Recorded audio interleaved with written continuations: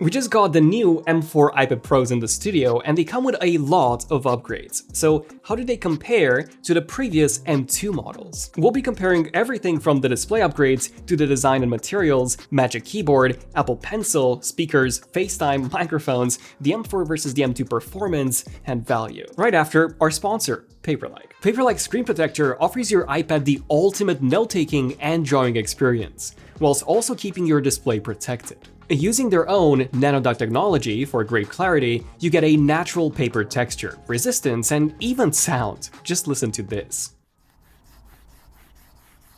Paperlike feels so much better than your iPad's glossy display, so check them out by using the link below. Okay, so the biggest upgrade by far is the new OLED display. Apple's actually using dual OLED panels inside these new iPad Pros. Now, if you're coming from an old 11-inch, which has an LCD display, this is the one on the left, the difference is going to be just night and day. For example, everything is going to be brighter on the OLED model, even the home screen. So if I go into settings, you'll see that a new model is significantly brighter than the old LCD. And thanks to this, reflections are also reduced on the new model, and web browsing is also a far better experience just because of how bright and visible the new display is. However, the biggest difference is when it comes to watching videos. Just take a look at the massive difference in brightness. We have 1600 nits of brightness on the OLED compared to 600 on the LCD. Not only that, but there's also a clear saturation difference. The OLED is so much more vibrant than the old LCD, and the OLED also appears to be a bit warmer, quite a bit actually, than the LCD, which looks a bit more washed out. And of course, when you watch a dark video, or if you watch a movie in low light, that's when the difference between the black levels will be very, very significant. You'll see how on the LCD, the blacks look very gray compared to the perfect black levels on the OLED, which combined with the peak brightness makes it look even more stunning. And there's also a pretty significant white balance difference between the two. The new model looks very warm compared to the significantly cooler old LCD. So if you're coming from an old 11-inch, this is literally the biggest upgrade that you'll get with a new model. Now, when it comes to the 13-inch model, the upgrade from the previous mini LED display is not as significant, but we still get an upgrade here. The home screen, for example, is once again considerably brighter on the new OLED model, as you can all see. However, what was quite surprising to me was that despite them both having the exact same peak brightness in HDR at 1600 nits, the OLED was actually quite a bit brighter than the old mini LED. And not only that, but I've also noticed a white balance difference between the two, or specifically the OLED is quite a bit warmer than the mini LED. Also, we no longer get that blooming that we used to get with the mini LED display, especially around white text on black backgrounds. Something else that I've noticed is that the viewing angles are slightly better on the mini LED. So when you view both from the front, the OLED looks noticeably brighter, but at certain viewing angles, they look the same. And then at other viewing angles, the mini LED actually looks brighter. Now, when you buy this new M4 iPad Pro, Apple also gives you the option to pick a nano textured coating for the display. So this is that coating. As you can see, it's very matte. And it's got some upsides and some downsides too. The main upside is that it significantly reduces reflections. This display is extremely matte. It reminds me of my Kindle's display, but like I said, it has a lot of downsides too. For example, the colors are significantly more washed out compared to the standard OLED. And not only that, but the display itself is way softer and it lacks the sharpness of the OLED, which is especially noticeable when you view white pages, with a significant color wash from certain viewing angles. Now, it does make the Apple Pencil feel like it's got a bit more grip than just the standard glass on the other model. But to me, using something like Paperlike just feels way grippier. Now, Apple does give you a cleaning cloth in the box when you buy the nanotexture coating model, which is actually different from Apple's standard cleaning cloth. This is the $20 one that you can buy. This one is way softer and also a bit bigger. I do think that this nanotexture coating is a very specific choice for a very specific group of people. I would say mostly people who work outdoors a lot. To be honest, I think drone pilots, like using this as a remote control for your drone, this is probably the best device because it's very bright and also extremely matte. This would be amazing for that, but it's just a shame that you have to buy the 1 terabyte models of the iPad Pro at least to be able to even purchase this, which costs $100 extra. $1,700 is the minimum that you have to pay to even buy an iPad with the nanotextured coating, which I think is a shame for people who do actually need this. Now, I also wanted to test their displays outdoors to see what the difference is in bright daytime conditions. So between the 13-inch M4 and the old 12.9-inch M2, the M4 was noticeably more visible outdoors. much brighter and so much easier to read. So major upgrade here. Same goes for the 11-inch model, which was significantly brighter and easier to see as well. Also a major upgrade. What was quite unexpected to me was that the 11-inch M4 was actually a tiny bit dimmer than the 13-inch M4. It wasn't a huge difference, but definitely something that I've noticed. This may be due to our units possibly having different panels from the two main display suppliers, Samsung and LG. Now, I should also mention that nanotexture coating was just awesome outdoors. It reduced reflections pretty much entirely, and it made it so much easier to see the display. And even though the colors do look very washed out from certain angles, when you look at it straight on, it looks just as good as the regular OLED. Even better outdoors because of how matte everything looks. And one last display upgrade is that the bezels are a tiny bit thinner on the new model compared to the old, and this applies to both the 13-inch and the 11-inch. Now, if the wallpapers on these iPads caught your attention, they are from our Metallic Melt and Playful Pets wallpapers packs. Metallic Melt looks especially stunning on these new iPads. And today, we are launching Acrylic Aesthetic by Arif, with 10 beautiful oil painting style designs. The first design of each pack is free and available in 8K for all of your devices. Also, voting for our wallpapers competition on Discord ends today, with the winner being announced on Tuesday the 21st. The winning pack idea will get made for wallpapers, and the person who suggested it wins an iPhone 15. So stay tuned for the winner reveal on the 21st, and check out wallpapers for Metallic Melt, Playful Pets, and the new Acrylic Aesthetic pack. But okay, how do the new iPad Pros actually feel in the hands? Okay, so I want to start off with the 11-inch. The new 11-inch feels noticeably thinner than before. And the M4 model is also a bit narrower and also taller. So it feels to me as if it's asking to be used in landscape more. Now, when it comes to the 13-inch, this is an even bigger improvement. It is significantly thinner now. In fact, it is a major departure from the old 12.9-inch and a very noticeable weight decrease too. Like, to me, it feels like I'm simply holding a larger 11-inch model. I've always gravitated towards the smaller iPads because of their weight compared to the larger ones, but this 13-inch feels like I could literally use it. And I'm also surprised by how rigid these new iPads are. Like, I cannot really feel any significant flex to them, despite how thin they are. There's also a new color called Space Black now, and it's a bit darker than Space Gray, but it's not as black as it looks on Apple's website. To me, it looks about the same as the Space Black M3 MacBook Pros. And it also really depends on the angle that you see this color from and the lighting. Like, from this angle, these two look pretty much the same. But then from this angle, you can see that this one is quite a bit darker. Unfortunately, Apple did remove the ultra-wide camera from the back. This is now replaced by the LiDAR, which got moved. And then this is the new secondary ambilight sensor, which brings us to the next big upgrade, which is the new Magic Keyboard. And I want to start off with the 11-inch model. So the palm rest is now made out of metal as opposed to this rubbery material that we had before. And what I really like about this design is that once you close it, it literally looks like two iPads stacked on top of each other because of this metal design. It is also a bit thinner compared to the old one, and it's also got a redesigned hinge. One that not only looks way more premium and feels sturdier, but one that also allows you to tilt the iPad further back compared to the previous model. Now, when it comes to the actual typing experience, honestly, it feels about the same as the previous model. There is, of course, one upgrade, which is this metal palm rest. This does make it feel way more of like a MacBook compared to the previous feel that we had before. Now, the trackpad is also a bit taller, but not by much. So on the 11-inch model, it is 5mm taller than on the previous one. The great thing is that it's now got haptic feedback, just like the MacBook trackpad, as opposed to this diving board mechanism like we had before. So it's not quite as clicky as it used to be. It's way softer and, again, way more similar to how it feels on a MacBook. But I guess this was also needed in order to reduce the whole weight of this keyboard. And even though Apple has not mentioned this, we do actually have Force Touch support in this trackpad. So if you hold on an icon on the home screen, you can actually feel a secondary click. But yeah, it's not fully supported in iPadOS, so maybe in the future version, we'll just get more usability out of it. Right now, it's just on the home screen on the icons. And the last major upgrade is, of course, the function row of keys, which was completely missing on the previous model. This is a much needed improvement, although the keys are quite small, and it kind of feels like I'm using my old 11-inch MacBook Air from back in the day again. Now, when it comes to the 13-inch keyboard, this one is much nicer to use.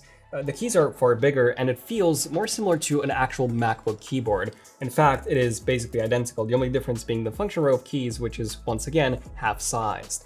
They could have made it bigger, like I'm not sure why they haven't, like there is still a lot of space here, which Apple could have easily used. But yeah, the trackpad is significantly bigger on the new 13-inch compared to the old 12.9-inch keyboard. It is 16mm taller now, and it just feels, again, more of like a MacBook keyboard as opposed to this really tiny one that we had before. So yeah, the 13-inch keyboard is definitely the one that gets the bigger upgrade this year. And also quickly, I want to talk about the colors. So this is the new space gray compared to the old one.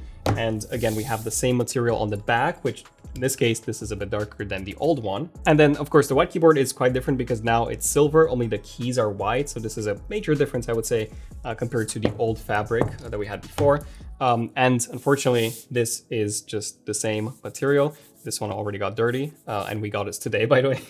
So yeah, I wish that Apple had, I don't know, some sort of fabric material on the back that would have been way more durable and probably a bit nicer too. I do really love the white keyboard though. I think the hinge, the silver hinge, just makes it look so premium than before. That looks just gorgeous. Okay, now when it comes to the total weight, I have to say the weight decrease on the new 13-inch with the keyboard is quite significant. So the new keyboard feels much easier to use, much lighter. However, it is still very top heavy, which is not great for when you want to use it on your lap. But yeah, definitely a great improvement over the previous model. And the 11-inch to me feels just about the same as the previous model, so it is a tiny bit lighter, but not by much. Okay, so let's say that you're like me and you've also got a MacBook Air and you're thinking of maybe getting one of these new iPad Pros with a Magic Keyboard. What's the weight going to be like compared to a MacBook Air? Well, I've got a scale right here, and we've actually weighed all of them. So the 11-inch, that's obviously going to be the lightest package, that's 1.025 kilograms. And the old one is 1.071, so the new one is a bit lighter. The 12.9-inch iPad Pro with a keyboard is 1.380, and the 13-inch with a keyboard is 1.251, while the MacBook Air is 1.237. So the new model is closer to the Air, but the Air is still going to be lighter. For me, however, the biggest issue is when it comes to the weight distribution. The iPad Pro is, of course, very top heavy, so when I'm using it on my lap, it's just not very comfortable compared to a MacBook, which of course is bottom heavy. One final improvement when it comes to the keyboard is the charging speed. So on the old keyboards, we've actually measured this with a specialized cable that shows you the wattage, and you could charge the iPad Pros from the keyboard's USB-C port at 22 watts. On the new models, it's 40 watts, which is the same as the iPad's own USB-C port. So yeah, when it comes to the keyboard, I think it's a great upgrade overall. However, you do need to buy the new design if you want to get one of these new iPads. The old model is just not compatible. So if you already have a keyboard and you're looking to change your iPad, you need to buy a new keyboard as well. Which brings me to the Apple Pencil. Now, this is now called the Apple Pencil Pro, which I think is very weird as it's the same price as the previous second gen. And this Apple Pencil Pro only works on this new M4 iPad Pro and the new M2 iPad Air. Now, the good news is that it's got a lot of upgrades, and my favorite one is definitely haptic feedback. So whenever you double tap the Apple Pencil, before we didn't really get any feedback at all, but now the feedback is very similar to the trackpad on the MacBook. And you can actually feel it all around the pencil, so it just feels great. And you can actually tap it even from here, so you don't have to have your fingers near the tip. You can actually use it and feel it from the middle of the pencil as well, which is great. Also, if you just squeeze it, so instead of double tapping, you tap it once, you get this menu, which allows you to change the tools. And yeah, that's very, very useful. And what's really cool about this is that there's also a shadow for the pencil. It's really hard to see, but there's a softer shadow which actually matches the style of the pen that you've got selected. Like if you've got eraser selected, the shadow will actually match that. If you have the normal pen, then the shadow will match that. So it's really, really cool. Love Apple's attention to detail in this case. Also, this squeeze menu will open up wherever your pencil is hovering over, which again is a really nice touch. Although I think the upgrade that a lot of designers will absolutely love is something called barrel roll. So if you take a look at the tip of my Apple Pencil, the moment I rotate the pencil, the tip rotates as well. So when you draw, you can actually do stuff like this. Essentially like you're holding an actual paintbrush, which of course was not doable before. Zara from our team is an actual artist. She paints and she absolutely loved this new feature. I don't. I'm not an artist, but yeah, I think artists will absolutely love this. And the Apple Pencil also supports Find My now, although this is only done via Bluetooth, so it doesn't have an ultra-wideband chip inside. So the finding is just not great. It's just very vague. So yeah, if you drop this, I don't know, underneath your sofa or something, this feature might not be of any help. And one final Apple Pencil upgrade is that since we now have an OLED display, we no longer have the distortion whenever we press hard on the actual display with the Apple Pencil. And just like the keyboard, if you want to use this new Apple Pencil, you have to get one of these new iPad Pros. You cannot use the second gen Apple Pencil of before. You can only use the USB Type-C that Apple is also selling, but that is severely limited compared to this new Apple Pencil Pro. So now, what about the speakers? Are they any better on the new models? See the flaws beneath me, crazy how it's easy to see. I let it move and control me. Gone with the stars, don't even try to get me back on the ground. Okay, so I'm not sure if you could hear this, but yeah, the new model is a tiny bit worse. It's not quite as loud, and the old one does have a bit more bass. So I was expecting this as the chassis is thinner. Yeah, it's not a huge difference, but the old one is slightly better. I let it move and control me. Gone with the stars, don't even try to get me back on the ground. I feel love like Donna all summer. Yeah, pretty much the same thing here. The new one sounds a bit better, although I would say the difference between the two is not quite as significant as with the 11-inch model. Still, the old one is louder and has a bit more bass too. So what about the front camera and the microphones? Okay, so this is a front-facing camera test on the old M2 iPad Pro, the one that has a vertical camera orientation. So when I have the keyboard connected like this, you can probably tell that, yeah, the camera placement is not great. I'm literally looking at the screen, but it looks as if I'm not even paying attention to the video call. Okay, and this is the brand new M4 iPad Pro, which of course has that landscape orientation for the front-facing camera. So it should look way more natural compared to the old model. And not only that, but Apple has now removed one microphone. So let me know if the audio quality is any different or any worse compared to the previous M2 model. And I've also noticed that Apple has now made the Face ID more compact by combining two of the components into this single one, probably to save more space inside. Okay, so now let's say that you're someone who actually wants to use one of these iPad Pros as their main machines, and you want to do some actual professional work. Which one is going to be faster? Well, obviously the M4 model compared to the M2, but how much faster is it going to be? Well, that performance will actually depend on what kind of model you get. So with the M4 chip, the base 256 and 512GB models have 9 CPU cores, 10 GPU cores, and then 8 GB of RAM. Now, if you buy the 1TB of storage model and the 2TB, you get 10 CPU cores instead of 9, and you also get 16 gigs of RAM instead of 8. There's no difference in core counts on the M2 model. There is a difference in RAM if you buy the 1TB and 2TB models. Those do come with 16 as opposed to 8. So first we ran Geekbench 6 on both the 11-inch and the 13-inch, and this is what we got. And as you can probably see, the 11-inch model, and this is by the way the base of the 9-core and the 8 GB of RAM, scored significantly higher than the 12.9-inch M2 model. The 13-inch M4, so the unbinned 16 gigs of RAM model, that one did have a quite a bit higher multi-core, but the single-core performance was about the same. And compared to an M3 MacBook Air, this is the 8-core 16 GB of RAM model, the iPad Pro was 22% faster for the single-core and also 22% faster for the multi-core. So the M4 chip is very, very capable. Then we also tested the GPU performance. And compared to the M2 model, we saw a pretty significant gain.